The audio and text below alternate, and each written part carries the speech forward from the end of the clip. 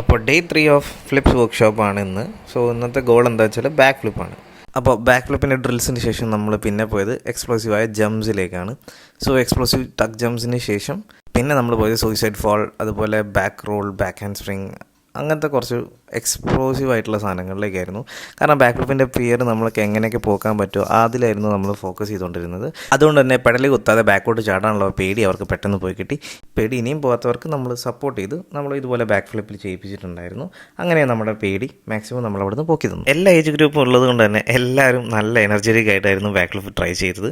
അങ്ങനെ നമ്മൾ റെപ്പിറ്റേഷൻ ചെയ്ത് ബാക്ക് ഫ്ലിപ്പിൻ്റെ പേടി അങ്ങനെ പോക്കിയെടുത്ത് കുറേ പേര് ബാക്ക് ഫ്ലിപ്പ് ചെയ്തിട്ടുണ്ടായിരുന്നു. കുറേ പേർക്ക് ബാക്ക് ഹാൻഡ് സ്പ്രിങ് ആണ് ചെയ്യാൻ പറ്റിയത്. ബട്ട് മോർ ഓവർ നമ്മൾ ബാക്കിലേക്കുള്ള പേടിയില്ലാതെ എങ്ങനെ ചാടാൻ പറ്റിയെന്നാണ് നമ്മൾ ബാക്ക് ഫ്ലിപ്പ് ചെയ്തപ്പോൾ നമുക്ക് മനസ്സിലാക്കിയത്. അങ്ങനെ നമ്മൾ വൈൻഡപ്പ് ചെയ്യുന്നു.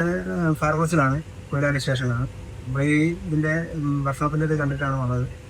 നല്ല വന്നപ്പോഴാണ് മനസ്സിലായത് പഠിക്കാൻ പറ്റും, അത്ര റിസ്ക്കില്ല, കുറച്ച് ഇൻട്രസ്റ്റ് എടുത്താൽ പഠിക്കാൻ പറ്റും എന്നുള്ളത് മനസ്സിലായി. ഞാൻ ഫയർഫോഴ്സിലാണ്, കൊയിലാണ്ടി സ്റ്റേഷനിലാണ്.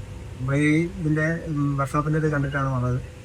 നല്ല വന്നപ്പോഴാണ് മനസ്സിലായത് പഠിക്കാൻ പറ്റും, അത്ര റിസ്ക്കില്ല, കുറച്ച് ഇൻട്രസ്റ്റ് എടുത്താൽ പഠിക്കാൻ പറ്റും എന്നുള്ളത് മനസ്സിലായി.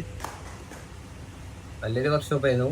കുറേ നാളെ ഇങ്ങനെ ട്രിപ്പ് പഠിക്കണം, ഫ്രണ്ട് ട്രിപ്പ്, ബാക്ക് ട്രിപ്പ് എല്ലാം ചെയ്യണം എന്ന് പഠിക്കുന്നുണ്ട്. പക്ഷെ എങ്ങനെയാ തുടങ്ങണ്ടേ എന്നറിയത്തില്ല. നമ്മൾ ജസ്റ്റ് വീഡിയോയിൽ കാണുമ്പോൾ എല്ലാവരും ഇങ്ങനെ തുള്ളിപ്പോകുന്നു, ആ ഒരു ഇതേ ഉള്ളൂ.